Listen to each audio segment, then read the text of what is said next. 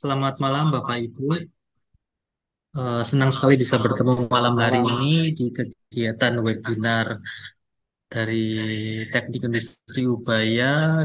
Malam hari ini kami berterima kasih untuk Pak Doni Budiono yang bersedia meluangkan waktu untuk hadir. Selamat malam, Mbak. Selamat malam Pak Ivan dan selamat malam seluruh mahasiswa Teknik Industri dari Universitas Surabaya. Terima kasih. Oke. Jadi hari ini webinarnya terkait dengan Container Shipping and Port Industry Market Outlook 2025. Narasumber yang kami hadirkan adalah narasumber yang sangat berpengalaman, Pak Doni Budiono. Beliau adalah Operations Direction dari PT Jakarta International Container Terminal. Webinar malam hari ini, seperti yang tadi sudah kita diskusikan singkat, itu diwajibkan untuk mata kuliah mahasiswa Teknik Industri Ubaya, mata kuliah terkait logistik, warehouse management, dan supply chain, Pak Doni. Lalu ini mahasiswa S1 dan S2 kebanyakan di tingkat akhir. Jadi harapannya lewat kegiatan hari ini kami percaya mahasiswa bisa dapat banyak masukan tentang ilmu yang sudah mereka pelajari itu kira-kira realnya bagaimana prakteknya di lapangan. Lalu mungkin terkait pengembangan skill masing-masing, apalagi yang perlu dipelajari supaya hasil pembelajaran mereka nanti bisa benar-benar bermanfaat untuk menyelesaikan kasus real, termasuk memajukan logistik di Indonesia. Kami mohon izin memperkenalkan Pak Doni secara singkat. Kami mohon izin ambil beberapa info dari LinkedIn, ya, Pak. Jadi Silakan. Pak Doni sudah sangat berpengalaman, Bapak Ibu, teman-teman yang hadir malam ini, kalau bisa lihat profil beliau di LinkedIn, sudah sangat banyak sekali termasuk belajar dari Hong Kong, lalu kerjasama dengan Hong Kong, lalu di bidang operation, di bagian ship planning, di bagian automation juga, beliau sangat berpengalaman, dan nanti lihat Bapak Ibu bisa lihat lebih lanjutnya, termasuk kalau dari pengalaman bekerja, beliau sudah lebih dari 10 tahun di PT JICT, dari sisi manajer, daily operation manager juga, terkait dengan chip and berting juga. Jadi kami percaya beliau adalah narasumber yang sangat-sangat berpengalaman, dan hari ini kita sangat beruntung untuk bisa belajar dari beliau. Sebelumnya kami mohon izin Pak Doni, Bu Amelia, mohon izin apa berkenan memberikan sambutan untuk webinar malam hari ini, Bu. Mohon Selamat, maaf dadaan, Bu. selamat malam Bu Amelia. Malam Pak Doni, apa Ya, kabar? kabarnya baik Bu Amel. Ketemu di sini Bu ya. Iya Pak, ketemu di sini Pak. Iya Pak Ivan, boleh saya. Oke, selamat malam Pak Doni. Terima kasih banyak ini sudah mau berkenan untuk sharing ke kami, ke mahasiswa S1 dan S2 Teknik Industri, Pak. Dan kebetulan kami juga buka untuk umum, mungkin ada beberapa mahasiswa dan alumni dari kami dan alumni dari UNIF atau prodi yang lain yang mungkin berhimpitan dengan materi yang Bapak sharing hari ini, gitu ya. Iya, Eh, Teman-teman semua untuk mahasiswa S1 dan S2 Teknik Industri dan teman-teman yang dari prodi atau univ yang lain, eh, terima kasih sudah berkenan juga untuk gabung ke sini untuk bisa kita diskusi bersama tentang eh, container shipping dan port industry.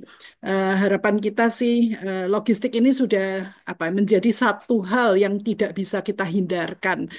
Kemarin selama di Lebaran itu ada banyak hal terkait dengan pelabuhan maupun mungkin di dalam industri untuk shipping khususnya. Dengan sekarang dengan ada perang dagang seperti ini yang lagi ramai, transportasi menjadi salah satu yang utama juga termasuk untuk port yang di Indonesia. Jadi harapan kami bisa belajar banyak dari Pak Doni terkait dengan khususnya tentang container shipping dan port industry, Pak. Terima kasih sekali lagi Pak Doni untuk bisa berkenan dan mudah-mudahan tidak eh, tidak kapok untuk kami kerepotin terus gitu Pak. Baik, terima kasih Jadi Bu Amelia. ya, makasih Pak Doni, Pak Ivan. Terima kasih banyak Bu Saya kembalikan Amelia. Pak Ivan. Kenapa Pak Ivan? Terima kasih banyak Bu. Iya, sama-sama Pak Ivan. Oke, terima kasih banyak untuk sambutan dari Bu Amelia. Pak Doni, kami persilakan untuk menyampaikan materi nanti mungkin sekitar 40 menit kalau berkenan, lalu dilanjutkan dengan tanya jawab dari teman-teman peserta. Kalau nanti ada yang perlu dibantu, silakan disampaikan. Iya, baik. Terima kasih. Terima kasih Pak Ivan, Bu Amelia atas kesempatan diberikan kepada saya hadir di depan para mahasiswa dari Universitas Surabaya malam hari ini. Tentunya ini luar biasa sekali. Eh, sebenarnya cukup lama juga saya udah nggak tampil di webinar ya, cukup lama.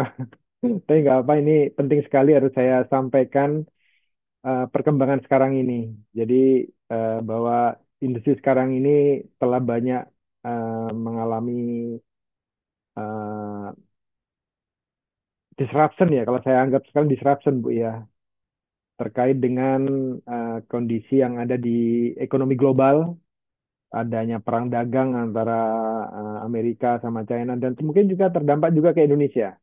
Nah, pada materi materi ini memang sengaja saya tampilkan bagaimana eh, dari sisi latar belakangnya dulu, karena gini, menurut saya ketika kita bicara sebuah port, kemudian kita bicara industri yang ada di Indonesia, shipping industry lokal maupun yang orientednya internasional, termasuk portnya yang ada di Indonesia, itu tidak lepas dari dampak situasi yang ada di dunia saat ini. Sangat-sangat terdampak sekali. Artinya apa? Bahwa dari sisi perang dagang sekarang ini, ternyata memang ini memiliki eh, dampak yang sangat signifikan kalau kita melihat dari hulu ke hilirnya. Itu tidak hanya sisi transportasinya, sisi antara shipment-nya, tapi sampai di ujungnya bahwa beberapa industri manufacture kita, industri yang ada di Indonesia mengalami penurunan, dan mungkin yang sangat miris sekali adanya layoff, dan ini telah terjadi. Artinya apa? Bahwa ekonomi kita dan ekonomi dunia sekarang ini sedang tidak baik-baik saja nih. Iya. Nah, potret yang ada bagaimana ekonomi Indonesia maupun yang ada di luar itu bisa kita lihat secara kasat mata yang ada di pelabuhan. Ketika kita melihat sebuah tampilan di televisi atau media, ada ekspor impor, yang dilihatnya selalu, maaf aja nih, seperti konten terminal. Dan itu betul, memang itu adalah potret, sebuah potret bagaimana ekonomi itu tumbuh, ekonomi itu mengalami decline, itu bisa dilihat dari angka volume throughput yang ada di sebuah pelabuhan. Nah, baik, malam hari ini saya akan mencoba sedikit saja mengulas tentang sebuah analisa. Jadi saya mulai dulu dari sebuah eh, piramida kebalik ya, bagaimana kondisi yang ada di dunia sekarang, nanti akan mengerucut di akhir dari penjelasan saya sampai bagaimana industri pelabuhan itu memiliki eh, artinya memiliki peran maupun memiliki mengalami dampaknya dari perkembangan yang ada di ekonomi global. Nah, materi ini saya ambil dari sebuah eh, pembahasan di cukup cukup baru juga tahun 2025 Januari, dari sebuah analis maritim strategi internasional dari Daniel Richard ya. Dia menyampaikan tiga hal di mana sumber ini saya cuplik dari Container Shipping Market Outlook 2025 yang dipublish melalui Citip Maritime yang sudah di-share ke port industry hampir seluruh dunia ini. Nah, tiga hal yang sangat menarik. Pertama, kalau kita lihat dari kondisi tahun 2025 ini, sebenarnya adanya sebuah kondisi shipment, ya, artinya jalur pelayaran, khususnya yang ada di Laut Merah. Itu juga sekarang ini masih terjadi. sebenarnya ini terjadi sudah di sekitar 2023 dan sepanjang tahun 2024 ini menjadi bagian yang sangat penting memiliki dampak bahwa semua pelayaran yang ada di seluruh dunia, misalnya dari Asia ke Eropa, itu sekarang hampir 1,5 tahun ini tidak smoothly. Pelayaran ini melalui Laut Merah, di mana serangan pembajakan dari Houthi itu masih berlangsung sampai sekarang. Artinya apa? Ketika kita bicara sebuah shipment dari Singapura, misalnya menuju ke Eropa, yaitu kota-kota seperti Hamburg, kemudian Antwerp, kemudian Rotterdam, yang biasanya dilalui dengan jalur pelayaran sekitar 38 hari, itu bisa terjadi sampai hampir 56 hari melalui jalur yang ada di eh, Afrika Selatan, khususnya di Tanjung Harapan. Artinya kapal memutar. Kenapa? Karena adanya ini. Nah, tetapi apa yang terjadi sebenarnya tahun 2024? Justru dengan adanya gangguan ini, ternyata kondisi pasar itu masih kuat. Itu tahun 2024. Banyak sekali shipment pelayaran mengalami kenaikan. Hampir rata-rata growth-nya itu sekitar 6-10%. Growth untuk volume shipment dari Asia ke Eropa, termasuk Amerika secara global. Artinya apa? Kondisi ini masih terjadi di tahun ini, tahun 2025, tetapi tidak memiliki dampak yang signifikan, sekalipun ini terjadi gangguan. Sekalipun kapal melalui pelayaran yang memutar. Nah, yang kedua, adanya tarif angkutan atau shipment tetap tinggi ya dibandingkan dengan tahun yang lalu. Artinya hal ini juga disebabkan oleh ketersediaan peti kemas yang ada di Asia, khususnya yang ada di misalnya di Indonesia ataupun yang ada di Amerika itu mengalami tinggi. Karena apa? Dengan negara-negara tertentu itu shortage, di mana semua shipment ataupun ketersediaan peti kemas itu banyak terkumpul di China. Sehingga apa? Biasanya yang dilakukan adalah impor dalam kondisi kosong untuk memenuhi kebutuhan suatu negara. Dan inilah yang menyebabkan biaya angkut tetap tinggi. Oke. Yang kedua, apa yang terjadi pada 2025 ini adalah ada risiko dan tentunya ketidakpastian yang membayangi sepanjang tahun 2025. Ini sudah kelihatan, khususnya yang adanya perang dagang. Dan ini sudah diprediksi. Sudah diprediksi di awal tahun 2025 ketika uh, waktu itu sudah Donald Trump sudah naik, banyak sekali kebijakan ekonominya yang memang membuat negara-negara bersaing, negara-negara pesaingnya seperti China, kemudian juga negara-negara yang ada di BRICS itu harus berpikir kembali ketika terjadi perubahan politik, terjadi perubahan dalam hal kebijakan ekonomi.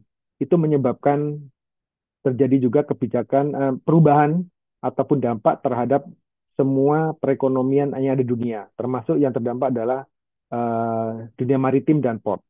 Nah, tiga hal ini yang menjadi poin penting terhadap prospek pasar kontainer di tahun 2025 yang dianalis oleh Daniel Richard. Nah, bagaimana dengan stabilitas tarif shipment-nya? Yang pertama tadi saya sudah sampaikan tarif terhadap pengapalan peti kemas. Yang pertama adalah adanya gangguan atau serangan dari bajak laut di Houthi. Di sini di Laut Merah itu memang seperti yang saya jelaskan di awal, memaksa bahwa semua kapal harus melewati jalur pelayaran ke Tanjung Harapan di Afrika Selatan. Dan ini tentunya akan menaikkan rate atau tarif untuk shipment-nya. Dan ini juga akan terdampak juga terhadap price harga sebuah komoditi yang misalnya kalau kapal itu mengangkut dari Singapura ke Eropa dengan 38 hari, dengan dia berputar sampai 55 hari misalnya, tentunya akan menambah kos. Dan ini juga menjadikan tarif terhadap shipment itu eh, mengalami perubahan. Kemudian yang kedua, adanya volume perdagangan yang diharapkan eh, volume perdagangan yang sehat. Nah, eh, Amerika Serikat dalam hal ini tentunya yang sekarang kita sudah banyak mendengarkan, sudah banyak melihat bahwa pengenaan tarif pajak impor, di mana di awal pengenaannya itu termasuk Indonesia yang terkena sampai 32%, kemudian di beberapa negara yang lain juga memiliki dampak, seperti China sampai 34% itu di awal, kemudian Vietnam 46%, Kamboja 49, Taiwan 32%, India 26, Korea Selatan sampai 25%. Tetapi dalam perkembangan berikutnya terjadi saling saling menaikkan, khususnya di China, sampai hampir lebih dari 100%. Dan ini yang menyebabkan kondisi yang tidak sehat, khususnya yang ada di dunia ekspor impor. Nah, kemudian terkait dengan yang ada di eh, rata-rata dari kenaikan tarif saat ini tahun 2024 itu juga meningkat. Khususnya di kuartal keempat tahun 2024 itu biasanya untuk kenaikan tarif itu terdampak dari sebuah seasonal seperti Chinese New Year. Jadi umumnya kalau di China itu biasanya industri yang eh, melakukan pengiriman atau shipment atau melakukan ekspor ke negara lain itu dimaksimalkan optimalisasinya itu sebelum Chinese New Year, sehingga pada saat semua produksi barang itu sudah masuk ke semua negara termasuk Indonesia misalnya, barang-barang yang sudah masuk tersebut nanti pada saatnya akan terhenti. Karena apa? Di China libur, kadang libur sampai 2 minggu, tidak ada industri lagi, tidak ada yang buka. Mereka baru buka itu rata-rata setelah 2 minggu mereka akan berproduksi lagi. Nah, pada saat menjelang tahun baru China itu, industri di sana tuh menaikkan eh, rate-nya. Sehingga apa? Ketika tahun 2025, kalau nggak salah di bulan Februari ya, itu memang terjadi kenaikan. Di akhir akhir Februari itu ada kenaikan terhadap tarif dari shipment. Itu juga salah satu pengaruh dari eh, seasonalnya dari Chinese New Year. Kemudian yang keempat, ini adalah terkait dengan adanya alliance. Nah, alliance ini sangat memegang peran sekali terhadap stabilitas tarif di shipment. Alliance itu adalah gabungan, gabungan dari beberapa pelayaran terbesar yang ada di dunia, di mana dari pelayaran global ini membentuk sebuah konsorsium. Nah, ada 4 konsorsium yang paling besar saat ini di dunia. Yang pertama seperti MSC, dia membentuk konsorsium sendiri, lebih ke independen. Kemudian ada seperti Gemini. Nah, Gemini itu terdiri dari 2 shipping line, yaitu Maersk dan Hapag-Lloyd. Kemudian Ocean Alliance itu Double OCL, CMA CGM, COSCO sama Evergreen. Ada yang keempat yang berikutnya adalah seperti Premier Alliance. Itu terdiri dari ONE, terus XMM, Hyundai, sama Yangming. Nah, 10 pelayaran besar inilah yang memegang peranan terhadap stabilitas dari sebuah tarif. Ini yang sangat penting sekali, di mana eh, ke-10 perusahaan pelayaran terbesar dunia inilah yang memiliki eh, kunci utama di dunia ini, terutama terhadap shipment. Kemudian yang terakhir itu terkait dengan pertumbuhan perdagangan secara menyeluruh, di mana meski pertumbuhan eh, ya kemungkinan akan juga melambat, tetapi sebenarnya pasar itu juga cukup kuat dalam hal mendukung kenaikan tarif angkutan ya. Sekalipun dalam kondisi tertentu tuh naik turun dan tidak stabil. Dan inilah yang eh, kondisi yang sangat dinamis sekali yang menyebabkan stabilitas tarif dan shipment itu mengalami banyak sekali perubahan, kenaikan ataupun penurunan. Nah, dari eh, kondisi tersebut, apa sih yang menjadi gangguan paling utama? Gangguan paling utama yang terjadi di tahun 2025. Yang pertama, di awal itu sebenarnya sudah tahun 2024, itu terjadinya adalah aksi pemogokan. Itu di pantai timur Amerika, di mana terjadinya pemogokan ini menyebabkan terjadinya keterlambatan dalam hal pengiriman barang. Tentunya ini memiliki resiko terhadap lead time sebuah kargo ataupun dari sebuah eh, jadwal, baik itu kapal maupun dari sisi penerimaan. Kemudian adanya ketegangan geopolitik. Di sini konflik yang sedang berlangsung seperti serangan Houthi di Laut Merah itu tentunya akan masih terus ada sampai di tahun 2025. Kemudian adanya perubahan kebijakan dalam perdagangan, tentunya pergeseran terhadap perdagangan ini sangat-sangat dipengaruhi sekali oleh pemerintahan Trump yang menciptakan ketidakpastian pasar tentunya. Dan inilah yang mungkin semua pihak seluruh dunia mata melihat bahwa adanya perang tarif, kemudian pengenaan pajak yang tidak menentu inilah yang menyebabkan terjadinya perubahan perdagangan. Nah, kemudian yang berikutnya penyesuaian dari sisi pasar, artinya dari eh, pelayan-pelayaran yang memiliki peran besar terhadap shipment yang tadi saya sebutkan dari aliansi ataupun dari konsorsium dari 10 pelayaran terbesar itulah yang em, bisa memberikan eh, dampak utama terkait dengan bagaimana menetapkan harga shipment sehingga berapapun shipment yang ada di semua pelayaran tentunya semua sudah saling mengikat dan tentunya antara eh, ketika permintaan terhadap shipment besar pastinya juga akan menimbulkan persaingan di dalam hal rate atau tarifnya. Kemudian yang berikutnya gangguan utama pada shipment di tahun 2025 ini adalah terkait dengan fluktuasi ekonomi, di mana kondisi global ekonomi yang tadi sangat erat kaitan dengan kebijakan perdagangan ini akan memiliki dampak terhadap penurunan shipment. Dan tentunya ini juga bisa memiliki dampak terhadap kenaikan terhadap shipment yang lebih tinggi secara price. Ini hal yang sangat penting sekali dan ini sekarang kita rasakan.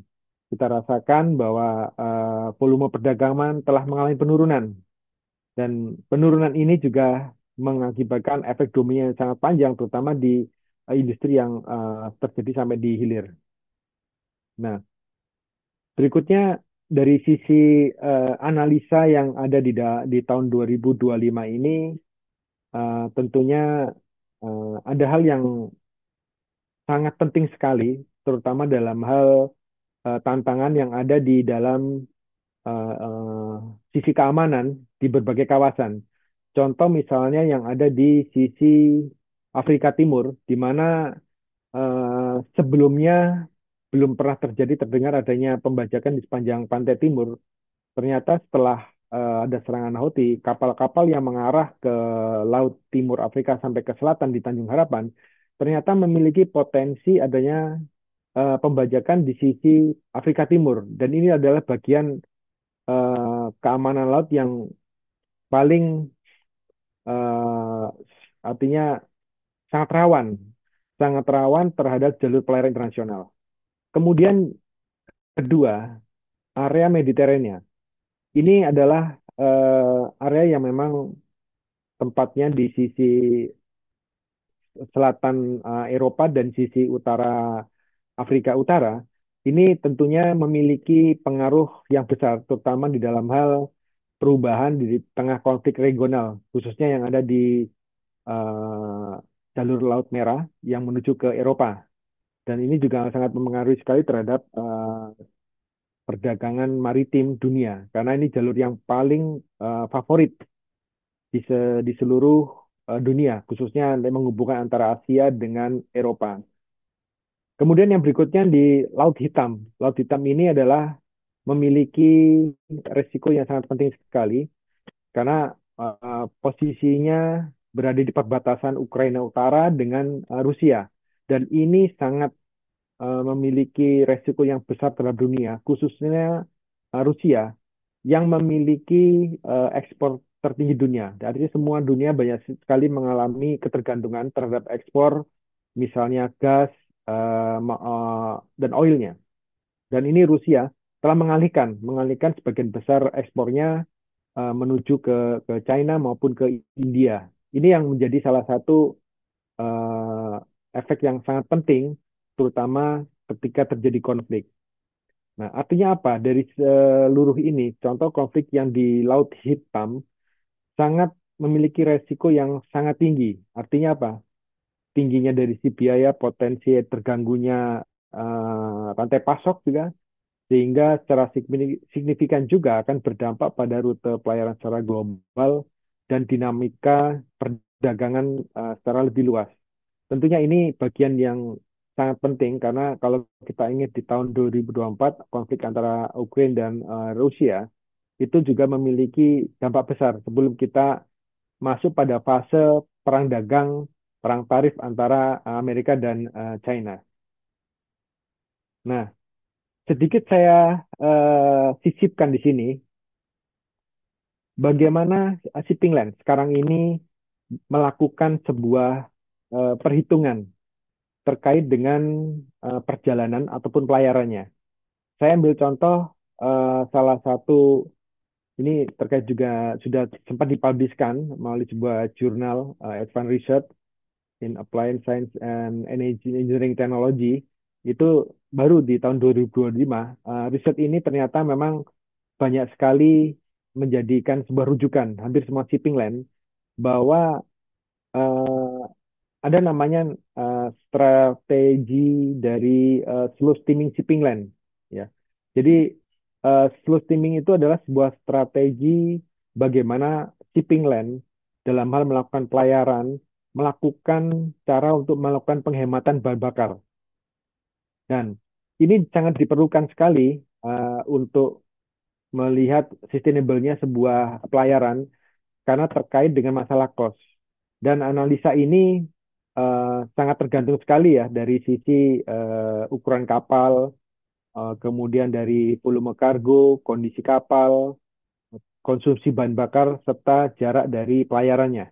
Nah, saya coba masukkan slow steaming ini sebagai bagian dari sebuah materi karena eh, ini sangat menarik sekali di dunia industri, khususnya di port industry, ketika kapal itu melakukan sebuah pelayaran dari last port, misalnya dari China ke Indonesia misalnya. Kapal yang akan mengejar schedule ke Indonesia, yang saat ini banyak sekali menjadi sebuah tren bahwa kapal itu berusaha untuk economic speed. Economic speed itu adalah bagaimana kecepatan kapal itu sangat efisien, kemudian kecepatan ini bisa eh, mereduce biaya yang sangat tinggi. Nah, kecepatan kapal ini kalau dilihat dari grafik yang ditampilkan dari sebuah riset, kita lihat kalau warna biru ini adalah pendapatan atau income dari sebuah eh, pelayaran shipping line. Jadi revenue-nya ini didapat. Kemudian ada yang namanya dari yang merah ini adalah biaya yang menjadi beban shipping line. Nah, garis ini berdasarkan kecepatan kapal. Artinya apa? Rata-rata kecepatan kapal itu antara 6 sampai 15 knot. Dari kecepatan tersebut akan didapat berapa profit yang didapat ataupun optimalisasi profit yang didapat ketika kapal itu melakukan sebuah pelayaran dengan kecepatan tertentu. Nah, dari sisi ini akan kelihatan bahwa ada tiga hal yang menjadi catatan. Yang pertama dari sisi keuntungan atau dari sisi perhitungan keuntungan antara biaya operasional, yang dianalisa untuk menentukan laba bersih per pelayaran. Ini yang salah satu eh, analisanya. Kemudian kecepatan optimal itu berapa? Jadi memproyeksikan keuntungan berdasarkan pemilihan kecepatan pelayaran yang paling efisien. Kemudian dampak tahunannya. Jadi ini diambil contoh misalnya sebuah kapal dapat menyelesaikan 23 perjalanan efektif per tahunnya. Itu akan menunjukkan bahwa strategi loss steaming ini meningkatkan keuntungan dengan menyeimbangkan penghematan biaya dan efisiensi di operasional. Artinya kalau kita lihat dari grafik ini akan kelihatan sekali berapa sih maksimalnya. Ternyata semakin kapal itu berlayar dari sebuah port menuju ke port yang destinasinya sudah ditentukan, semakin memiliki kecepatan tinggi, maka tingkat profitnya akan semakin rendah. Dan ini yang menjadi sebuah pertimbangan, menjadi sebuah perhitungan keuntungan dari sebuah pelayaran. Tentunya pelayaran akan mengatur schedule sesuai dengan jadwal yang sudah ditentukan, tetapi pelayaran juga menghitung berapa profitnya ketika dia harus menentukan kecepatan yang tinggi untuk menjangkau sebuah pelabuhan khususnya. Nah, dari sisi eh, perhitungan ini akan menjadi sebuah standar tentunya, sebuah standar kapal yang berlayar. Oh, misalnya pada kecepatan 8 knot ternyata sudah mendapatkan sebuah profit yang cukup maksimal. Misalnya dia sudah di atas 3,7 eh, 3,7 juta US. Di sini ada kelihatan. Artinya apa? Pattern ini sudah banyak digunakan oleh hampir semua shipping line internasional di seluruh dunia. Mereka tidak akan melakukan overspeed ke sebuah pelabuhan, sekalipun dengan kondisi yang memang harus mengejar target, mengejar schedule, tetapi tetap mereka akan memaintain yang namanya speed yang bisa memiliki dampak slow steaming lebih menguntungkan. Dan ini yang catatan ini yang menjadikan contoh di beberapa pelayaran sekarang ini eh, sudah menjadi standar di seluruh dunia. Nah, berikutnya saya akan menjelaskan apa sih manfaatnya slow steaming untuk kontainer yang ada di dunia sekarang ini. Yang pertama, efisiensi bahan bakar sudah pasti, karena dengan mengurangi konsumsi bahan bakar secara signifikan, misalnya menurunkan kecepatan dari 27 knot menjadi 18 knot itu bisa memangkas ya, bisa menghemat penggunaan bahan bakar hingga 59%. Kemudian juga untuk mengurangi emisi eh, karbon, ada juga untuk saving cost, penghematan biaya, kemudian juga fleksibilitas di operasional, termasuk juga bagaimana kepatuhan terhadap standar emisi yang ditetapkan oleh IMO, tentunya untuk sustainability. Kemudian juga ada manfaat yang didapatkan dari shipping line ini adalah meningkatkan durasi voyage. Jadi meskipun perjalanannya memakan waktu lama, tetapi penjadwalan atau schedule yang dioptimalkan membantu menjaga sustainable, artinya kelangsungan operasional sebuah kapal. Jadi lebih terjaga dan schedule-nya lebih termaintain dan bisa ini jadikan patokan eksportir atau importir itu yang memiliki trust ya terhadap schedule kapal yang lebih terjaga daripada yang delay, daripada yang tidak tepat waktu atau unscheduled gitu. Baik, saya lanjutkan lagi. Nah, ini yang dari semua penjelasan yang saya review mengenai kondisi global, kondisi yang ada di luar saat ini, apa sih yang terdampak pada industri pelabuhan sekarang ini. Jadi semua kondisi yang tadi terjadi di Laut Merah, terjadinya ketegangan politik, perdagangan, sekarang ini memiliki dampak yang sangat penting sekali, khususnya di industri pelabuhan. Yang pertama, dengan adanya situasi yang terjadi di dunia pelayaran sekarang ini, hampir tidak ada kepastian schedule kapal yang masuk ke pelabuhan. Itu kalau kita istilah itu terjadi keterlambatan atau out of window. Jadi kapal itu sudah punya schedule, kapal itu sudah memiliki waktu standar mulai mulai dari hari, mulai dari tanggalnya sama jamnya itu sudah ada. Tetapi karena tidak ada kepastian dari pihak shipping line atau karena terdampak dengan perkembangan perekonomian ataupun situasi eh, pelabuhan asal, sehingga yang terdampak adalah contoh seperti Indonesia.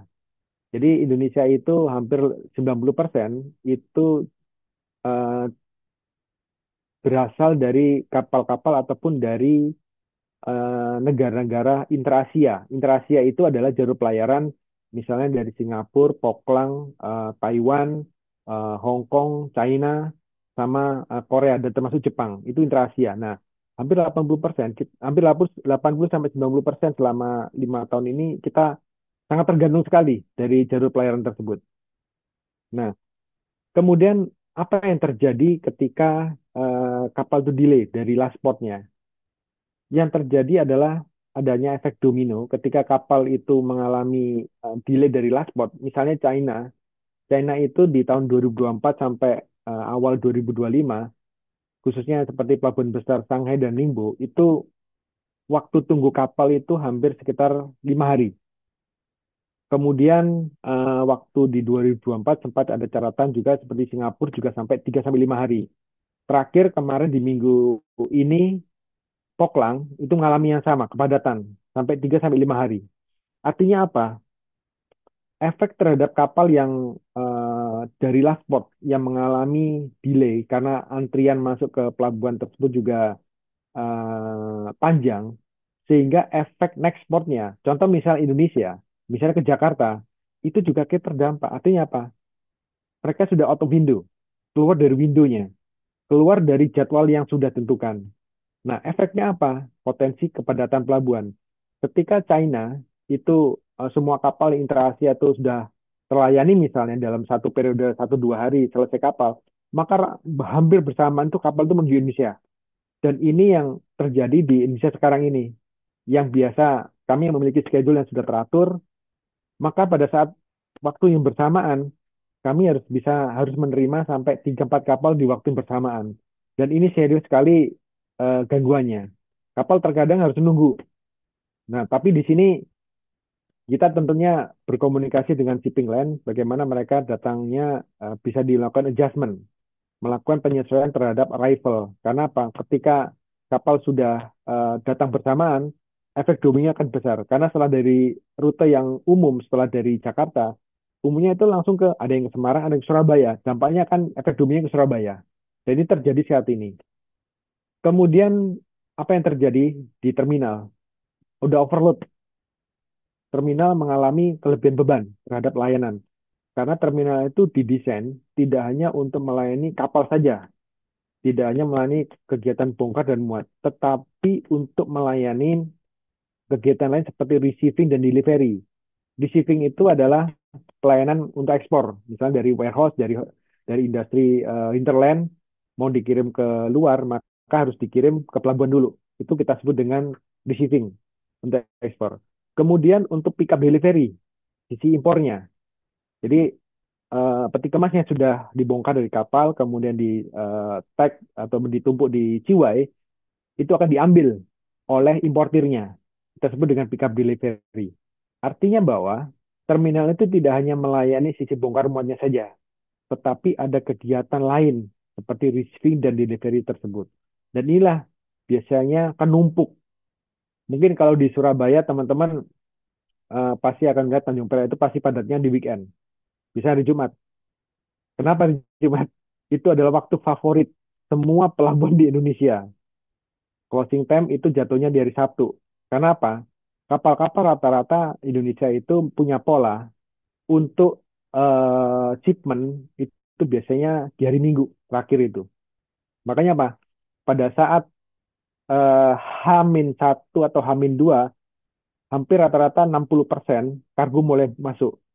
Sekalipun sebenarnya peti kemas itu sudah di-open atau dibuka atau bisa diperbolehkan masuk ke terminal itu, ke pelabuhan H-5. Tetapi industri ataupun dari sisi warehouse, dari sisi manufacturer itu jarang-jarang melakukan pengiriman di H-5, jarang sekali. Paling kalau kita hitung maksimal cuma ya di bawah 5%. Baru mereka itu akan melakukan speed up untuk pengiriman ke pelabuhan H-min H2 sama H-1. Itu sangat padatnya. Sementara kapal memang di mana-mana, data and selling ternyata di hari Minggu. Bisa dibayangkan hari Jumat dan hari Sabtu itu paling padat di seluruh Indonesia. Dan itu sudah menjadi sebuah pola. Kemudian yang terakhir ya, apa dampaknya terhadap dari global maritim ini? Tentunya ada satu catatan bahwa pelabuhan biasanya tidak memiliki waktu yang cukup ya untuk melakukan perawatan. Karena apa? Situasi yang memang tidak normal dan ini terjadi selama hampir 2 tahun ini. Artinya schedule yang sudah kita buat umumnya itu tingkat akurasi dalam sisi maintenance itu sangat kecil sekali untuk mendapatkan hampir 99%. Jadi artinya apa? Kalau kita merawat peralatan, umumnya peralatan itu kita rawat berdasarkan bukan schedule sekarang, berdasarkan dari di mana kapal itu lagi kosong di dermaga itu baru kita rawat. Yang sangat teori akan terbalik. Biasanya kita melihat, oh tanggal ini kita buatkan jadwal schedule-nya untuk maintenance, jadwalnya untuk istilahnya itu ada PM, preventive maintenance ada, ataupun corrective maintenance. Tapi dengan kondisi impact dari global maritim itu ternyata secara impact hilirnya inilah terjadi. Tapi suka nggak sih harus menyesuaikan. Itu kondisinya. Nah, mungkin penutup dari eh, yang saya sampaikan hari ini, tentunya saya berharap nanti kita diskusi lebih banyak ya, daripada nanti saya harus menyampaikan secara penjelasan di sini ya, Kak. Jadi tentunya dampak gangguan dari global maritim ini memang eh, menjadikan shipping industry maupun port industry itu harus melakukan sebuah inovasi tentunya ya, kolaborasi bagaimana sama-sama sama-sama untuk menciptakan suatu eh, kolaborasi yang bisa mengatasi permasalahan global itu dan tidak terdampak, artinya at least terminate di area baik itu di portnya maupun di shipping line khususnya yang ada di lokal. Karena apa? Kolaborasi ini biasanya yang bisa mengurangi impact. Kolaborasi ini bentuknya apa? Misalnya shipping line itu sudah mempunyai schedule ya, sudah punya schedule terhadap waktu waktu kedatangan. Tapi dengan dia sudah memberikan forecasting terhadap oh kapal akan misalnya kapal-kapal itu dari China itu ke Indonesia itu rata-rata 5 sampai 6 hari. Nah, tentunya mereka sudah bisa memberikan update terkait dengan berapa volume misalnya last spotnya dari Ningbo misalnya dari China. Dihitung dari sisi perhitungan itu akan diupdate ke Indonesia. Artinya kapal itu tidak harus diberikan informasinya setelah kapal belayar, tetapi bisa diberikan pada saat kapal itu masih di sana. Nah, informasi ini tentunya dibarengin dengan beberapa eh, dokumen. Dokumen itu biasanya berupa elektronik. Dan inilah yang saya sebut di sini adalah kemajuan teknologi. Mereka tuh ngirim EDI biasanya. Ngirim EDI ini forecasting untuk Indonesia. Maka kita hitung, oh nanti akan di Indonesia itu akan postingnya sekitar 10 jam misalnya. Ataupun mungkin 24 jam tergantung volumenya. Dan disitulah data dokumen yang terkirim secara elektronik yang bisa kita olah, itu menjadi dasar kita untuk membuat sebuah perencanaan terhadap efisiensi kapal sandar. Kita akan menentukan berapa kren yang akan kita layani, kemudian juga manpower-nya kita udah bisa menyiapkan, termasuk bagaimana peralatan yang sudah kita forecast untuk jadwal untuk maintenance akan bisa kita lakukan. Nah, di sinilah tentunya kerjasama dari pihak shipping line, komunikasi dengan terminal itu sangat penting sekali karena antara port industry dan shipping industry itu satu kesatuan yang tidak bisa dipisahkan dalam bisnis di global supply chain sekarang ini. Nah, mungkin ini sedikit yang bisa saya share. Saya berharap ada diskusi yang mungkin ini akan lebih menarik lagi ketika ada diskusi terkait apa yang saya sampaikan dari awal tadi terkait dengan sisi global isu-isu yang ada di global, kemudian juga masuk ke apa yang dilakukan shipping line sampai terakhir impact-nya ke industri pelabuhan. Baik, mungkin itu dulu Pak Ivan dan teman-teman semua materi yang saya sampaikan. Tentunya kita nanti bisa diskusi ya yang lebih hidup lagi dari penjelasan yang saya atau mungkin nanti bisa kita tanyakan hal yang di luar ini nggak apa. Sejauh saya bisa menjawabnya. Terima kasih dari saya materinya. Silakan Pak Ivan untuk melanjutkan maju. Terima kasih ya. Terima kasih banyak. Jadi menarik sekali Bapak Ibu teman-teman. Kalau dari saya beberapa poin penting yang saya dapat, kalau memang kita mau atur operasional pelabuhan itu kan nggak bisa semata-mata tutup mata dengan kondisi realnya. Karena dengan tadi yang Pak Doni sudah sampaikan, tahu kondisi perdagangan dunia, itu semuanya ada dampaknya ke operasional kapal dan pelabuhan, sehingga akhirnya kalau kita paham kondisi bisa cari solusi yang baik. Termasuk tadi yang Pak Doni sudah sampaikan, pentingnya kita update data dan informasi secara real time untuk setiap pihak yang terlibat di logistik terminal peti kemas. Mungkin dari Bu Amelia, Bu Indri, Bu Dina, atau Pak Gunawan ada tambahan dulu mungkin sebelum menjembatani diskusi ke mahasiswa. Silahkan kalau ada Bapak Ibu. Saya enggak, Pak Ivan. Silakan lanjut diskusi dulu. Ya, Baik, dari Bu Dina atau Bu Indri mungkin ada Bu.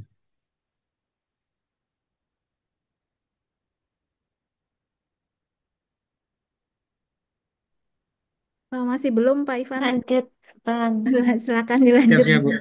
Kasih. Baik, kalau gitu kami persilahkan Bapak Ibu, teman-teman peserta yang lain yang ingin bertanya kepada Pak Doni, dipersilahkan bisa langsung open mic dan menyampaikan pertanyaannya. Silakan.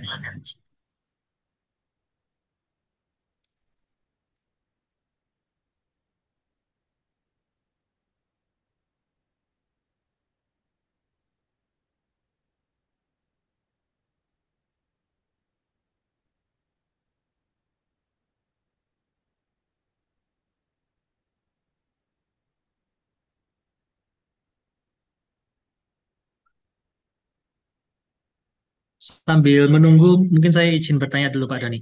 Tadi kan Pak Doni sudah baik, sempat silakan. sampaikan bahwa pada dasarnya kalau kita mau rencanakan pergerakan kapal operasional terminal dengan baik, perlu penyampaian informasi secara real time dengan baik, datanya yang lengkap dan seterusnya. Kalau dikelola dalam satu perusahaan itu kan gampang Pak ya, karena kan sistemnya kita sendiri yang bangun.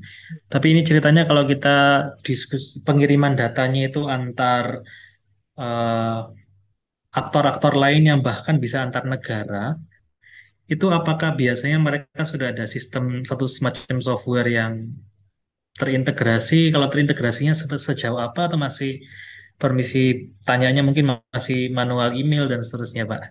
Iya, oke, baik, Pak Ivan.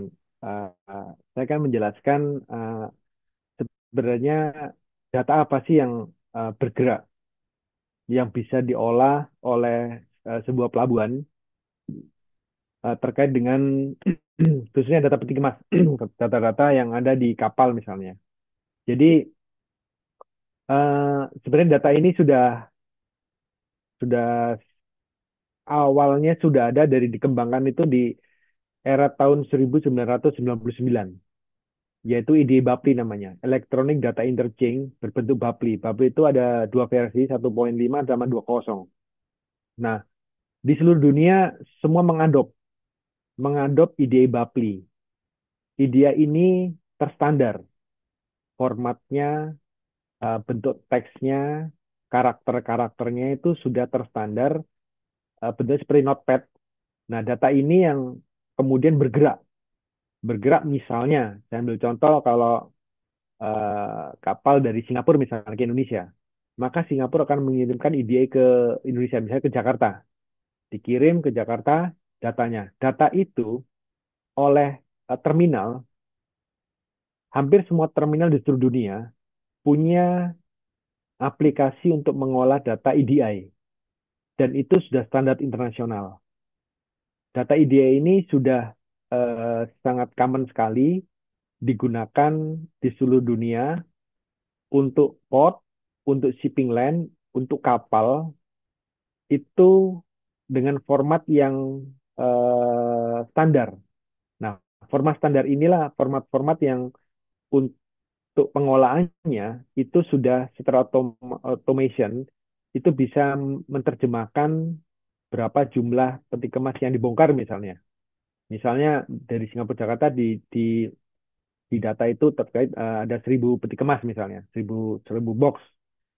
Nah, 1.000 box itu masing-masing box itu ada informasinya. Misalnya ada nomor peti kemasnya, ada size tab-nya, ada juga beratnya, ada stowage post yang ada di kapal, kemudian ada juga ownernya juga sudah ada. Artinya hal-hal tersebut itu sudah menjadi standar semua shipping line, semua port, bahkan semua kapal itu bisa membacanya. Memang berbentuk software, tetapi software ini sudah internasional. Nah, data inilah yang kemudian diolah sebuah terminal untuk menghasilkan sebuah forecasting. Berapa banyak dengan 1.000 bongkar itu kapal itu akan bersandar. Nah, pelayaran itu juga punya yang namanya Central Planner, istilahnya CPC, Central Planner Center. Jadi di CPC itu semua pelayaran, misalnya kapal ONI misalnya, CPC-nya itu ada di Jepang, ada di Singapura juga. Dia yang menjadi ship management untuk semua kapal berlayar di seluruh dunia. Mengatur rutenya, mengatur berapa lama perjalanannya, menghitung berapa forecasting terhadap jumlah bongkar muatnya kapal di setiap pelabuhan. Termasuk yang paling utama adalah menentukan stowage plan. Jadi mungkin kalau teman-teman sempat belajar tentang logistik, mungkin yang lebih spesifik ya terkait dengan pemuatan kapal. Kalau di mata kuliah ada yang belajar mata kuliah stowage plan kapal, pasti akan paham bagaimana membuat stowage plan berdasarkan port of rotation. Misalnya dari Surabaya ke Semarang, ke Surabaya, ke Jakarta, ke Singapura, ke Pokok dan sebagainya. Itu namanya port rotation. Itu nanti ada pembelajarannya secara khusus, dan itu yang uh, uh, ilmu itu relevan dengan central planner itu membuat sebuah suite plan. Nah, itulah yang menjadi dasar pertama kapal, data-data kapal, kemudian diterjemahkan lebih jauh lagi, membuat state plan, membuat forecasting terhadap port stay misalnya, itu ada juga di situ. Mungkin itu dulu penjelasannya Pak Ivan. Ya, silakan teman-teman lain mahasiswa, eh, jika ada yang belum jelas atau tentang hal yang lain yang terkait dengan port, silakan.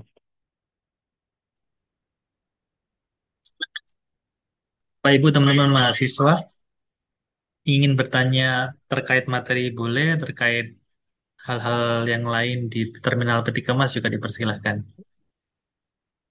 Mungkin kalau dari materi perkuliahan yang terkait dengan port, ya silakan aja, nggak apa-apa. Kita terbuka aja. Mungkin mungkin saya bisa memberikan penjelasannya yang kira-kira ada yang kurang, bisa saya bantu. Silakan. Oke, ya selamat Pak Ivan, boleh saya bertanya sedikit aja? Silakan Pak Gunawan. Selamat malam Pak Doni. Selamat malam Pak Gunawan. Ya, ini Silakan. mohon bertanya sedikit aja. Yang pertama Pak Doni, terkait dengan ini ya, skill atau kompetensi apa sih yang diperlukan oleh sarjana TI? Ini yang perlu kami, maksudnya kami lakukan atau kami kembangkan di kurikulum agar bisa berkarir di seperti di tempat kerjanya Pak Doni di dunia logistik atau shipping gitu ya. Lalu ini yang kedua ini pertanyaan cuma apa ya, ingin tahu aja ya. Tadi kan Pak Doni sampaikan bahwa kalau kecepatan kapal itu dari berapa tadi 25 knot atau berapa itu menjadi 18 knot, terjadi penghematan bahan bakar itu sebesar 59%. Ini secara ininya gimana ya? Secara teknikal kok bisa hematnya begitu banyak dengan ini? Iya, Padahal iya, perjalanannya juga akan lama gitu ya. Nah, iya, ya iya. terima kasih Pak Doni. Oke, baik. Terima kasih Pak Gunawan. Menarik sekali apa yang disampaikan terkait dengan skill yang pertama ya. Eh, Skill yang ada di dunia industri, khususnya di port industry, itu juga hampir mirip ya, similar dengan shipping industry sebenarnya. Pertama skillnya. Kalau bicara tentang skill, khususnya yang ada di level eh, teknik industri, ataupun mungkin kalau di dunia shipping, itu paling banyak, ya paling banyak bagaimana skill ini bisa mengenal untuk S1 ya, untuk sarjana, itu paling tidak Stoipen harus mengenal. Karena apa? Kalau bicara Stoipen plan, berarti kita bicara portnya, include shipping lane-nya. Portnya di mana? Nah, saya akan jelaskan bahwa di pelabuhan, khususnya di konter terminal itu sejak tahun 1998 kalau nggak salah, itu saya pernah mengalami juga terjadi transformasi fungsi pembuatan steward pen kapal yang dulunya itu dikerjakan oleh pihak kapal, dalam ini port captain. Port captain itu membuat steward pen, membuat cara menentukan, membuat urutan penempatan peti kemas di dalam kapal. Jadi di dalam kapal itu sudah ditentukan berdasarkan port rotation. Misalnya ada di dalam kapal itu tujuannya kontainer itu tujuan Singapura, maka akan dikelompokkan khusus Singapura. Kemudian di bagian yang lain ada palka yang lain misalnya untuk tujuannya Poklang, maka dikelompokkan untuk tujuan Poklang. Dan seterusnya sampai berapa banyak port rotation. Misalnya ada sampai 9 port, ya harus 9 alokasi yang berbeda. Nah, terkait dengan ini, eh, pelabuhan pada saat itu belum memiliki knowledge, sehingga semua dikerjakan oleh orang kapal, biasanya ilmu-ilmu nautik.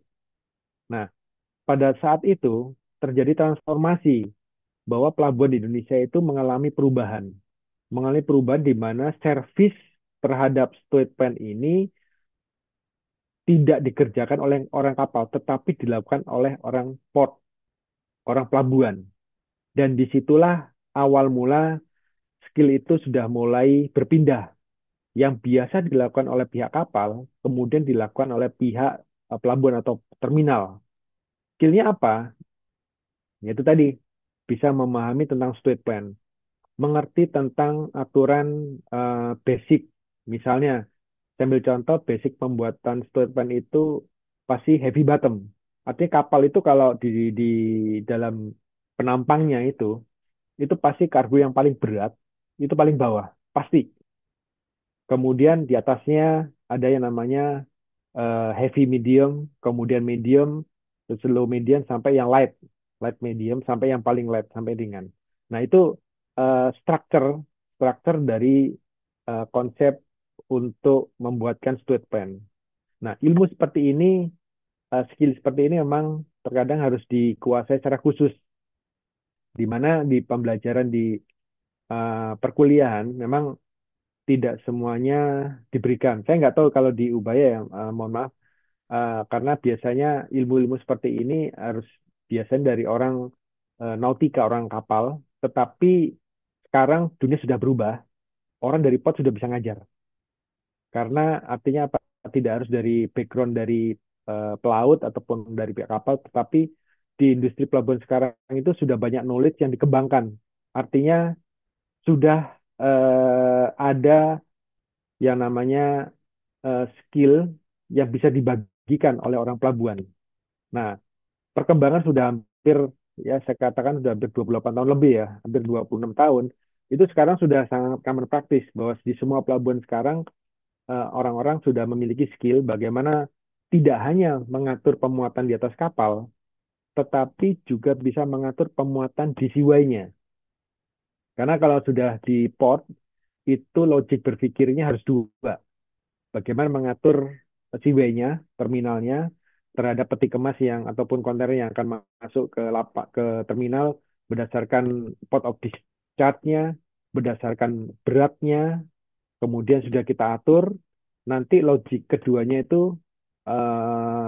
itu membayangkan kapalnya, sehingga cycle terhadap proses pemuatan ataupun pengiriman eh, dari seaway ke kapal itu sudah teratur, sudah direncanakan sejak peti kemas itu masuk dari warehouse sampai ke seaway. Dari seaway kemudian diatur sampai ke atas kapal. Itu sudah logiknya itu sudah diatur sedemikian rupa. Nah, itu salah satu skill, salah satu saja Pak, skill yang harus dimiliki. Terlepas nanti secara kompetensi mungkin kualifikasinya memang ya harus apa punya kemampuan bahasa Inggris misalnya, itu sudah harus bisa, itu udah harus pasti itu. Karena pastinya akan berkomunikasi dengan pihak central planner, pihak dengan civilian, itu semua biasanya in English semuanya. Oke. Kemudian yang kedua pertanyaannya terkait dengan eh, dari sisi penghematan efisiensi bahan bakar ya. Eh, dari misalnya dari mengurangi kecepatan sehingga bisa memangkas bahan bakar itu hampir sampai setengahnya, 59%, bahkan bisa lebih. Jadi gini, kapal itu ketika melakukan perjalanan sama seperti logikanya seperti kalau kita bawa kendaraan, Pak. Semakin kita melakukan memaksimalkan engine mesin kita untuk bekerja lebih besar energinya, kecepatan tinggi, pasti bahan bakar yang akan kita keluarkan terhadap kendaraan kita akan lebih tinggi. Kita banding dengan economic speed. Kalau kita menggunakan misalnya di tol, kita punya kendaraan 2000 cc, kemudian kita bawa di tol Jawa misalnya, itu dengan kecepatan 150-160 misalnya. Terus kita punya satu kendaraan lagi 2000 cc juga, tapi kita menggunakan dengan kecepatan sekitar 80. Enggak terus. Kira-kira, kira-kira yang lebih efisien yang mana? Dan mana yang bisa kita bandingkan antara yang kecepatannya 150 dengan yang kecepatan 80? Nah, logika ini sama seperti kapal. Ketika kapal kita gunakan dengan kecepatan penuh, maka semua komponen yang ada dalam mekanik engine-nya kan bekerja lebih besar. Belum lagi kalau di kapal itu ada faktor misalnya angin, pasti akan terdampak juga. Nah, logika ini sudah banyak dilakukan di beberapa shipping line, khususnya yang mereka memiliki pelayaran yang ada di samudra besar. Misalnya jalur pelayaran ke Eropa, kemudian ke Amerika, itu sudah menghitung secara statistik tingkat penghematannya. Dan ini kalau low steaming ini sudah dimasukkan dalam sebuah riset ya, sebuah riset yang memang sudah dipahami dan memang eh, eh, sangat terbukti sekali. Artinya kalau saya di GICT itu banyak sekali komunikasi dengan pihak pelayaran besar, mereka tidak akan mengejar namanya kecepatan tinggi, mereka akan tetap konstan. Dan itu adalah salah satu bentuk cost efisiensi yang didapat ketika harga bahan bakar tinggi. Dan itu sangat sangat pengaruh sekali. Mungkin itu logiknya ya Pak Gunawan ya, Ya, ya, terkait terima dengan kasih penggunaan bahan banyak bakar. Pak Ya, Doni. Iya. Si Pak Gunawan. Pak Gunawan Kaprodi S1 Teknik Industri Ubaya, Pak Doni. Jadi beliau Waduh. mewakili aspirasi mahasiswa tadi sekalian bertanyaannya. Oke, oke. Baik. Terima kasih Pak Gunawan. Terima kasih Pak. I- izin menambahkan sedikit dari pertanyaan Pak Gunawan, Pak. Jadi beberapa Iya. mahasiswa di kami itu kami ajarkan untuk skill optimasi juga termasuk pengembangan mungkin algoritma atau model. Itu kira-kira kalau untuk kebutuhan bekerja di pelabuhan peti kemas atau di pelayaran, menguasai optimasinya perlu sejauh apa, Pak? Misalnya, apa cukup punya sense untuk mengembangkan optimasinya cukup, atau ada kebutuhan untuk menguasai software atau dapat sertifikasi tertentu, ya, minimal untuk eh, daftar sebagai karyawan baru, atau justru untuk jangka panjangnya sejauh apa dipakainya, Pak? Karena beberapa yang kami dengar kan pakai software yang sudah di itu level manualnya sejauh apa, mungkin kalau bisa diberi gambaran sedikit, Pak. Terima kasih. Ya, baik Pak Ivan. Memang saya harus jujur katakan Pak ya, bahwa eh, sejauh ini memang sisi riset yang mendalam terkait dengan bagaimana mengoptimalisasikan, contoh misalnya cycle ya, cycle sebuah truck misalnya. Karena di dalam terminal itu ada peralatan yang memang bergerak dan itu peralatan itu menjadi salah satu main productionnya di sebuah terminal selain crane. Nah, misalnya truk sebagai alat pengangkutnya. Optimalisasinya truk itu misalnya berapa sih truk itu dibutuhkan, berapa banyak dibutuhkan untuk sebuah cycle misalnya. Misalnya cycle dari Siwai ke dermaga, kemudian juga dari dermaga kembali lagi ke Siwai. Kemudian akan dihitung optimalisasinya dalam 1 jam. Artinya nanti outputnya akan menentukan berapa jumlah ideal truk untuk dideploy dalam sebuah satu cycle. Nah, memang saat ini kami belum pernah lakukan sebuah risetnya, tetapi perhitungan terhadap jumlah ideal truk yang istilahnya dideploy untuk sebuah cycle di terminal, untuk sebuah crane misalnya di kapal, itu bisa kita hitung dari sebuah production. Jadi kami tidak menghitung algoritmanya, tidak menghitung algoritmanya, tapi yang kami hitung adalah dari sisi optimalisasi, misalnya peti kemas dari Siwai ke dermaga, kita hitung dalam 1 hari. Satu truk itu berapa produksinya. Kemudian berapa jam mereka istirahat. Kemudian berapa waktu produktif dan mana yang idle. Itu ada namanya tingkat produktivitas kinerja yang kita dapatkan sehingga ketemu angka ideal. Nah, yang kami ambil ini adalah berdasarkan dari sistem yang sudah kita desain. Namanya TOS, Terminal Operating System. Jadi di TOS itu sudah ada yang namanya deployment itu berapa idealnya. Ternyata dengan jumlah momen misalnya 100, maka sistem akan menghitung sendiri. Sistem akan menghitung sendiri di TOS itu. Di TOS itu sudah menghitung sendiri. Oh, berarti namanya kita sebut dengan ITDS, Internal Tractor Deployment System. Itu sudah ketemu angkanya. Misalnya ketemu angka 6,5. Oh, berarti angka 6 itu sudah cukup. Nah, itu yang menjadi angka optimalnya. Artinya apa? Bahwa di sistem TOS itu, Terminal Operating System itu sudah punya algoritma yang ada di dalam. Artinya user di sini menggunakan apa hasil produksinya itu dengan dengan mendapatkan data statistik misalnya per hour-nya atau mungkin per shift 8 jam atau per harinya. Nanti kita akan hitung 1 bulan. Nah, ketemulah yang karena namanya angka produktivitas mandinya. Seperti itu Pak Ivan. Jadi sudah ada sebenarnya. Terima kasih banyak penjelasannya. Silakan Bapak, Ibu, teman-teman, mungkin 2 pertanyaan terakhir sebelum kita akhiri webinar malam hari ini. Bila ada yang ingin ditambahkan atau dikonfirmasi.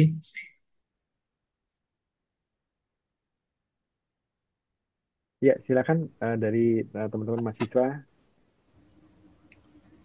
Ya, silakan Pak Charles Sugianto.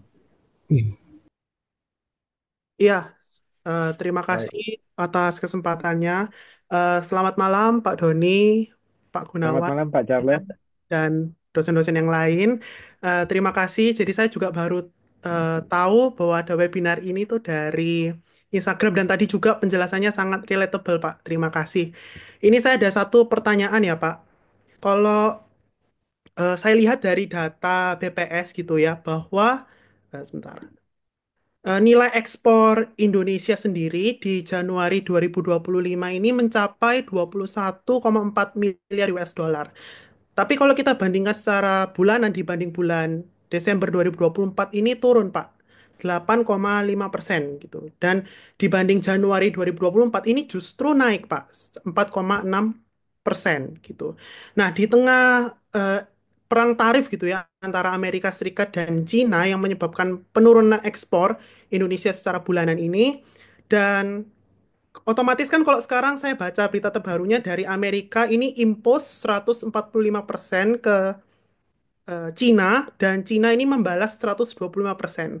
Nah, otomatis eh, barang-barang Cina ini kan kalau masuk Amerika sendiri dirasakan lebih mahal gitu. Dan ini pasti kalau dari para analis yang saya baca gitu ya, ini ada potensi banjirnya produk Cina yang tadi yang ke Amerika, ini akan kealokasi ke pasar-pasar baru, khususnya ke negara berkembang, termasuk Indonesia. Nah, kalau menurut Pak Doni sendiri ini apakah bisa jadi potensi bagi eh, pengelola pengiriman port gitu ya. Karena kan pasti ini ada terjadi gangguan. Barang yang dari Cina ini yang diproduksi nggak mungkin diturunkan dan ekspor krim ke luar negeri dari Cina ke Amerika tadi ini pasti berkurang dan ini pasti ada terjadi alokasi gitu. Nah, apakah ini Pak Doni melihat ini sebagai potensi itu yang pertama, Pak.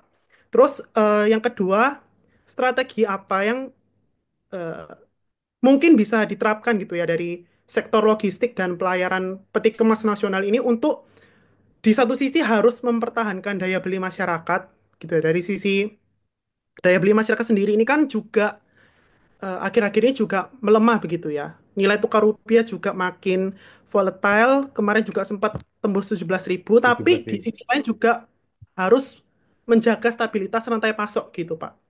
Mungkin itu aja. Terima kasih.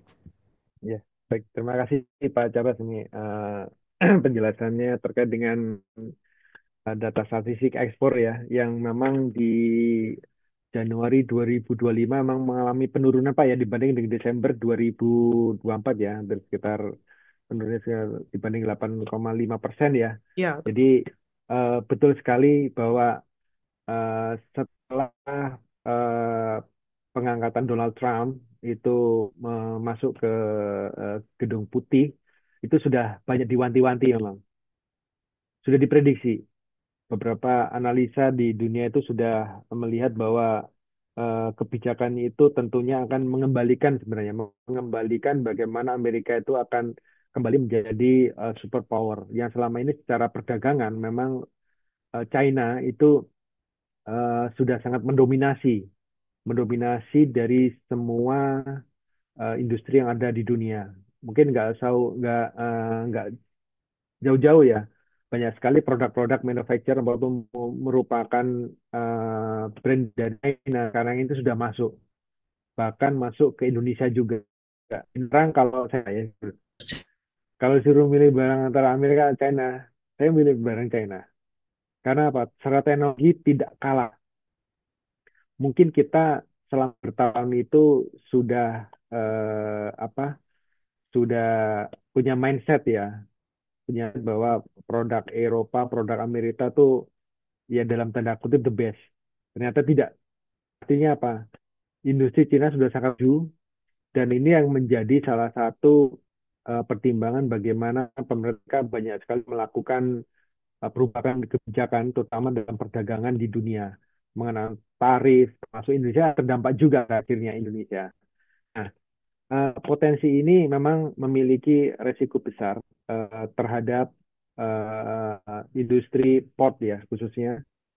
Dalam industri port ini sangat tergantung sekali volumenya itu dari uh, shipping line. Shipping line itu sebagai carrier.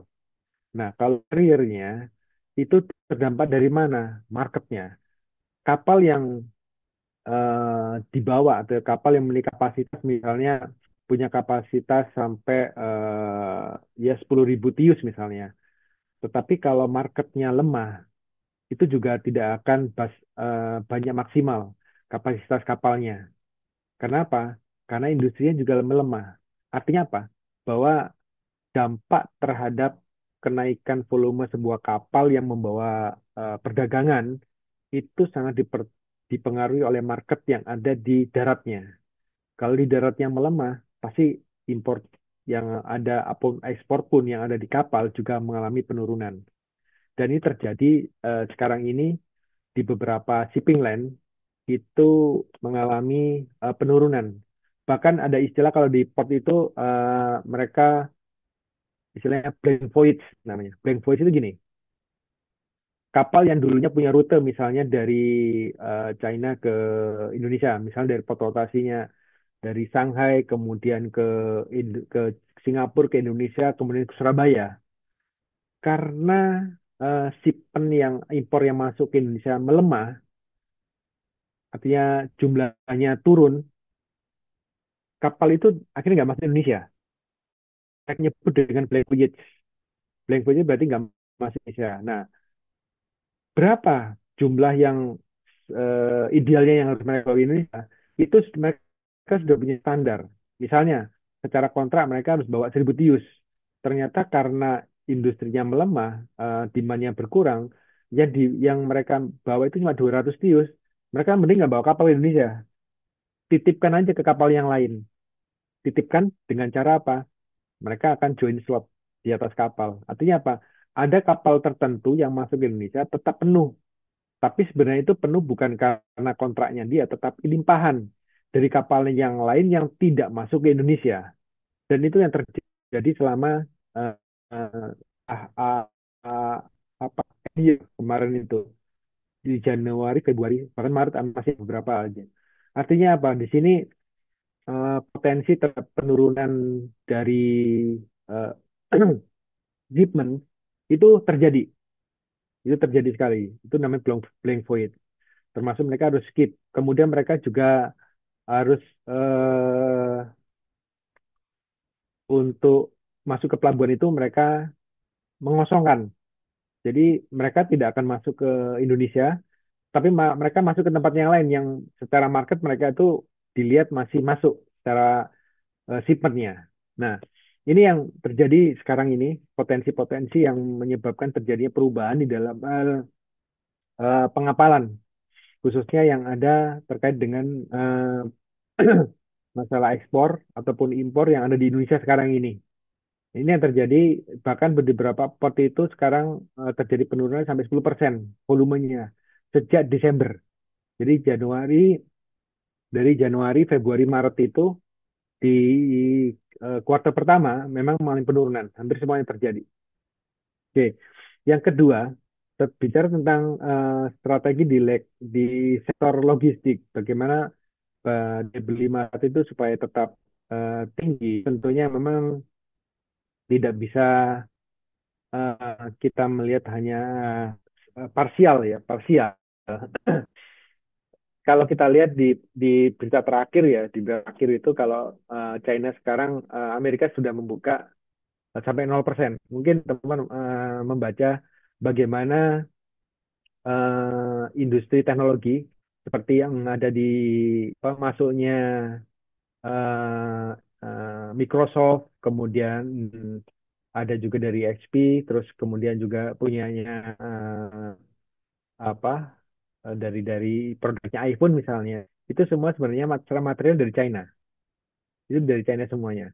Dan ketika supply misalnya supply chain-nya itu tidak dipenuhi oleh ke Amerika, bisa kita bayangkan berapa dampak atau seberapa besar dampak industri Microsoft, kemudian industri yang ada di produk dari iPhone misalnya di Amerika itu bisa berproduksi, bisa bertahan. Tentunya akan sulit. Karena apa? Secara material dari China semua. Makanya ini juga terakhir kalau teman-teman di browsing aja, itu Amerika ternyata mengenolkan tarif masuk khusus untuk yang produk-produk dari teknologi, terkait dengan teknologi dan yang terkait dengan komputer. Dan itu yang terjadi. Artinya apa? Dunia ini tidak ada yang bisa dikendalikan atau ditebak secara pasti, secara analisa. Sangat dinamis sekali. Nah, apa yang harus kita ketahui dari sisi sektor logistik ini? Maka yang paling memungkinkan sekali adalah ya kita tentunya masih melihat pasar itu masih luas, tidak hanya Amerika, tidak hanya China, tapi mungkin kita masih melihat Eropa. Ada potensi yang lebih besar, potensi yang bisa dikembangkan tidak hanya memiliki ketergantungan terhadap dua negara besar. Artinya bahwa sisi logistik ini bisa mengarahkan Indonesia misalnya itu melakukan ekspor ke negara-negara yang non konflik. Dan ini sangat sangat menjadi pertimbangan tentunya ya, pertimbangan dan memiliki potensi bahwa shipping line akan eh, bisa kembali seperti di era tahun 2000-an, mulai membuka pelayaran baru, tidak hanya masuk ke intra-Asia, itu dimasukkan direct ke Eropa, direct to Europe. Dari Indonesia, Singapura, Jeddah, ke Hamburg, Rotterdam, dan sebagainya. Nah, sekarang ini nggak ada. Sekarang ini lokasinya semua. Dan itu menjadi salah satu catatan bahwa saya itu kekurangan, kekurangan untuk direct service namanya, direct service ke Eropa. Dan ini mungkin bagian dari opportunity ya, opportunity yang memang ya challenging sekali teman-teman untuk di industri pelabuhan sekarang ini. Mungkin itu penjelasan dari saya, Pak Charles. Terima kasih. Makasih, Pak.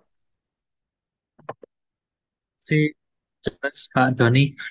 Izin satu lagi mungkin Pak Edmundo tadi sempat ingin bertanya, Pak. Belum Pak Marti mau tanya, silakan, Pak.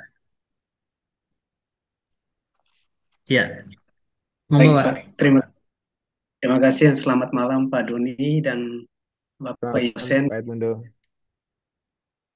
Di sini saya mau tanya tadi ada sempat menunjukkan bahwa ada dampak untuk apa namanya industri pelabuhan industri itu ada empat.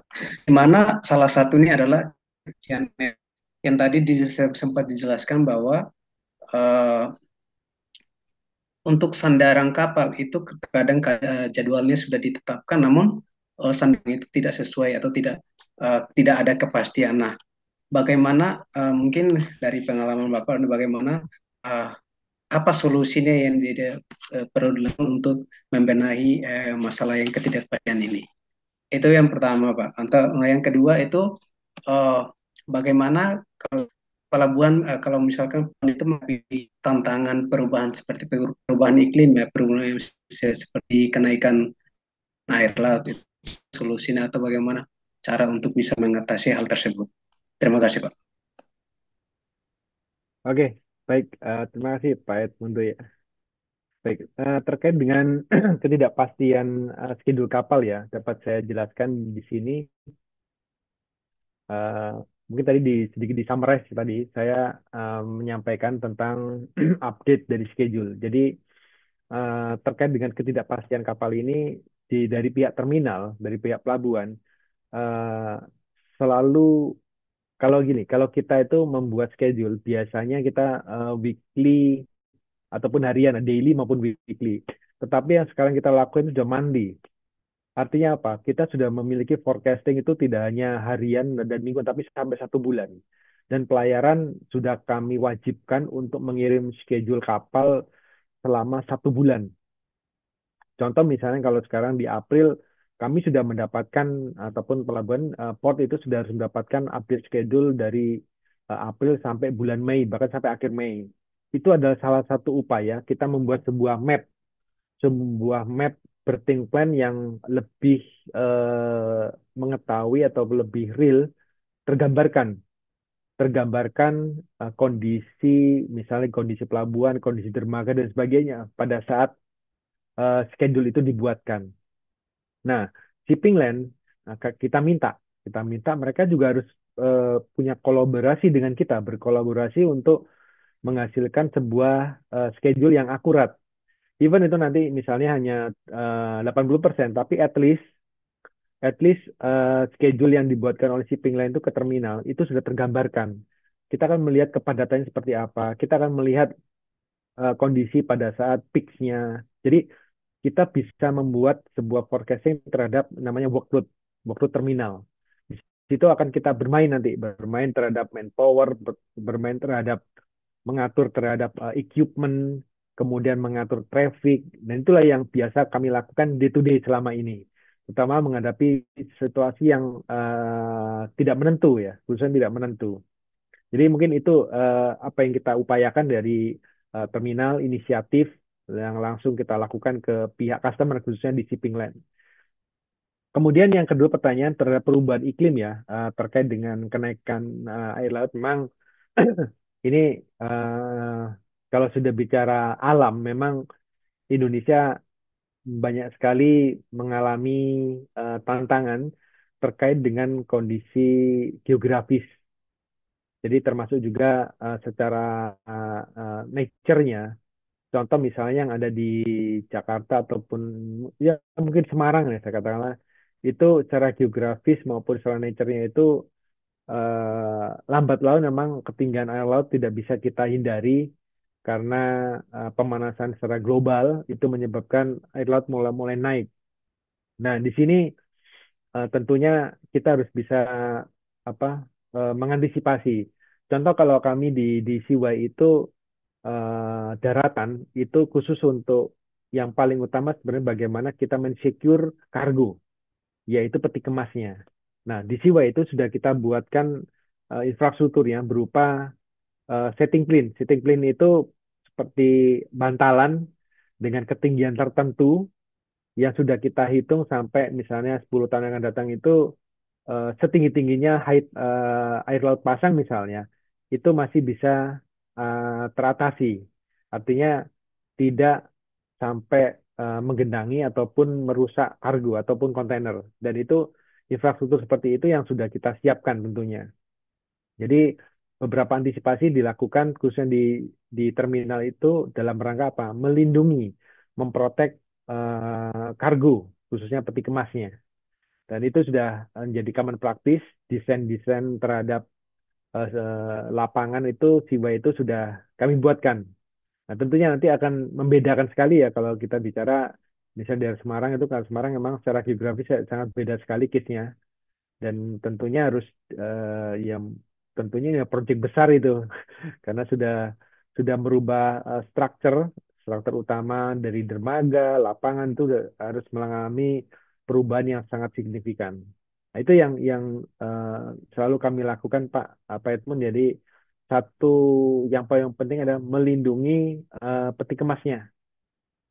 Itu paling utama. Dengan cara apa? Membuat sitting plane. Sitting plane yang disiwai lebih tinggi tentunya.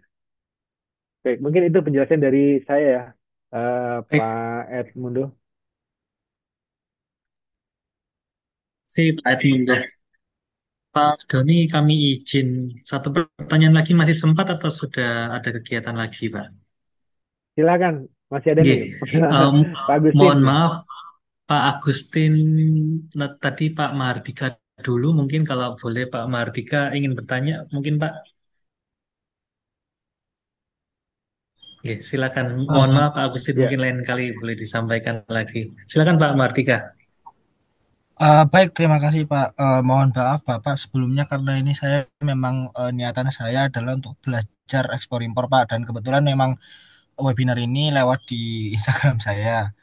Dan mungkin pertanyaan saya ini sedikit di luar topik ya Pak, karena saya sendiri juga masih sangat awam dalam dunia shipping sama port industry ini Pak. Pertanyaan saya ini, apakah mungkin Pak memulai bisnis yang menggunakan peran shipping ini, container shipping, apabila saya memulai ini itu hanya seorang diri Pak, ataupun dari grup kecil lah. Dan kalau emang mungkin langkah awal untuk memulai shipping ini tuh bagaimana Pak? Mungkin hanya itu saja Pak. Terima kasih. ya. Oke. Baik, Pak Mardika ya. Artinya mencoba untuk memulai dari awal ataupun apakah bisa standing alone ya terhadap upaya terjun di dunia shipping industry ini ya Pak ya. Jadi pertama kalau saran dari saya lebih baik untuk tidak sendirian ya.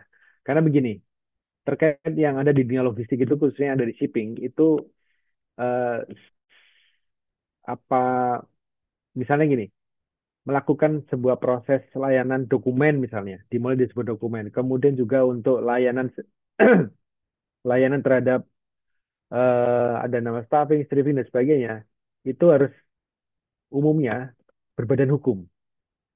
Artinya kita tidak bisa melakukan kegiatan sendiri, tidak bisa. Semua harus teridentifikasi. Saya ambil contoh gini, Pak.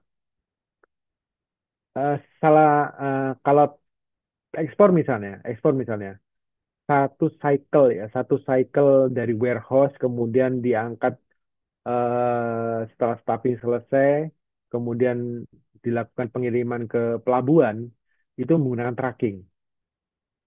Nah, pada saat kita menentukan menggunakan tracking misalnya, di situ sistem akan membaca siapa trackingnya, kargonya apa, kemudian juga eh, pada saat kita melakukan transaksi, sekarang transaksi secara online semua masalahnya, secara online, maka identitas terhadap kita sebagai pelaku logistik akan ditanyakan, kita ada di PT mana misalnya. Jadi artinya apa?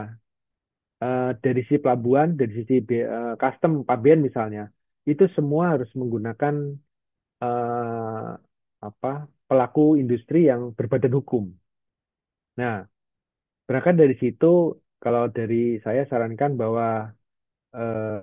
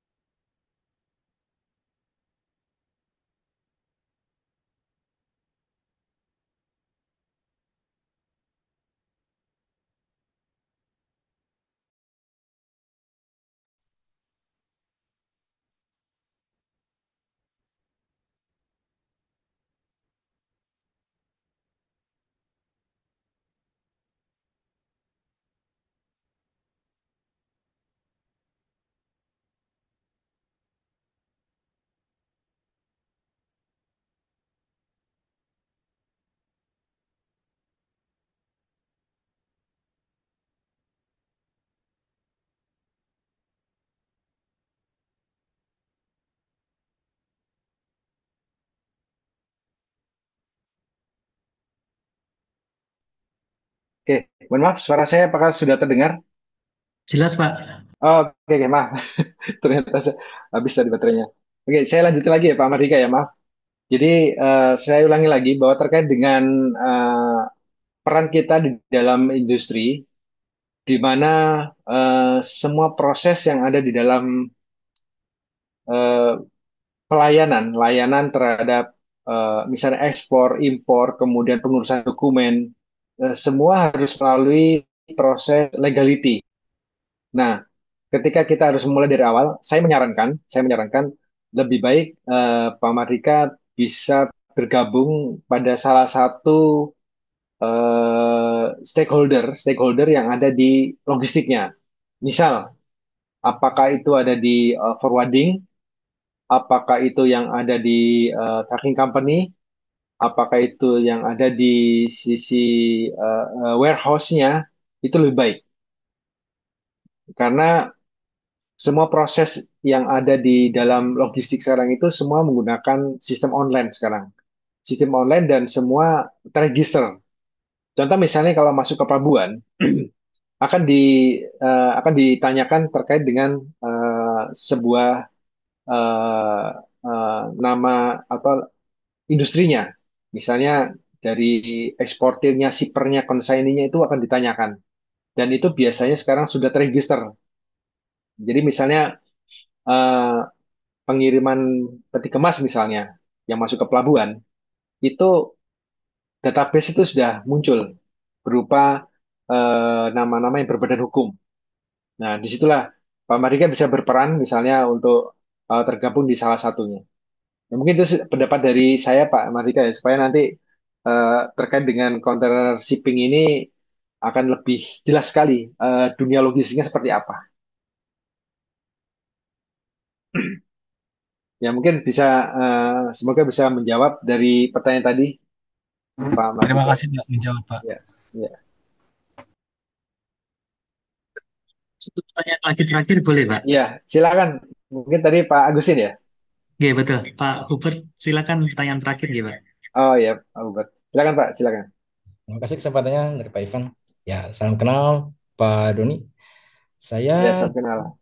ya, dalam prodi Teknik Logistik, Pak, di Universitas Santo Agustinus Hippo di Kalimantan Barat, Pak. Nah, Hmm.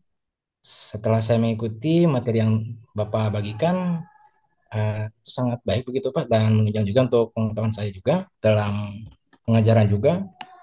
Dan saya ingin bertanya mengenai satu hal begitu, Pak, terkait dengan em, port seperti itu ya, Pak ya, pelabuhan dan lokasi atau yang terdekat dengan kampus saat ini adalah Pelabuhan Kijing begitu Pak. Oh Nah, ya, ya, betul Pak. Setahu informasi saya, setelah saya dapatkan itu masih satu ini juga ya Pak ya dengan ah, Pelabuhan Tanjung Priuk ya Pak ya pengelolanya. Bagaimana itu Pak? Itu masih ya Pak ya?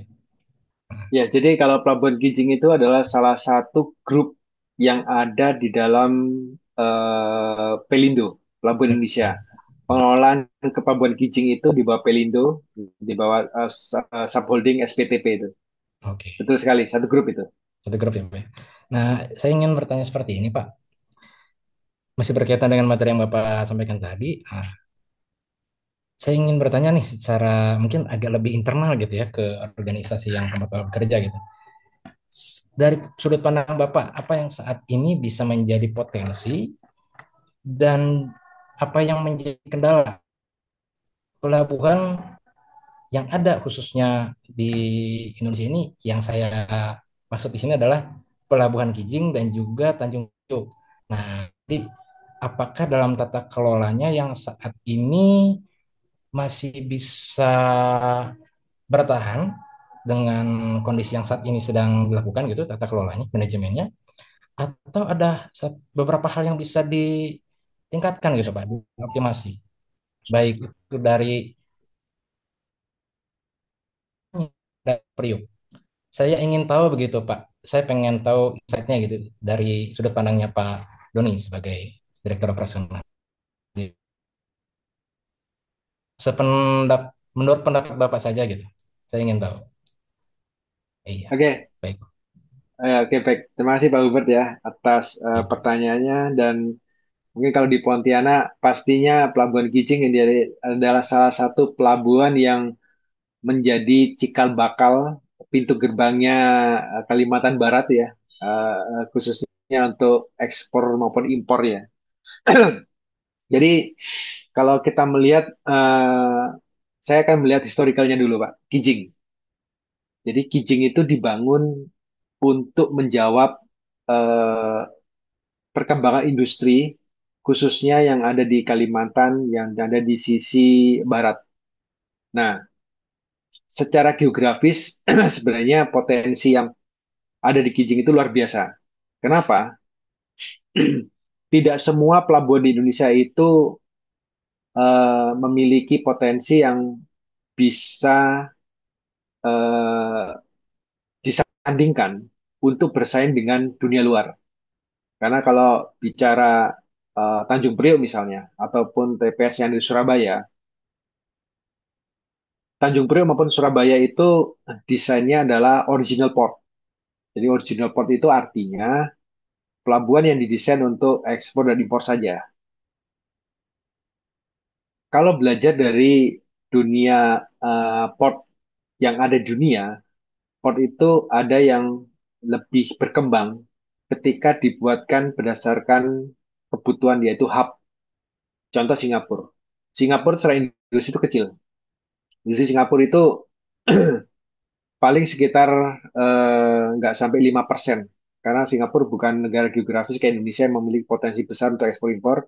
Tetapi Singapura itu berkembang. Singapura itu hidup dan Singapura itu modern karena transitmennya, yaitu hubnya.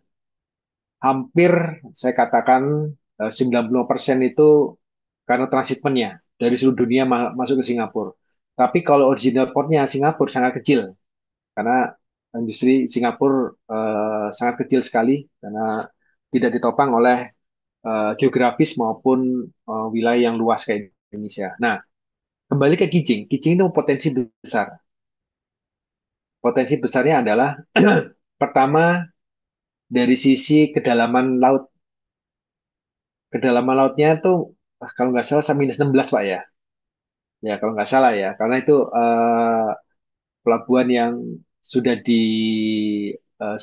melalui studi yang memang sangat potensial sekali. Kemudian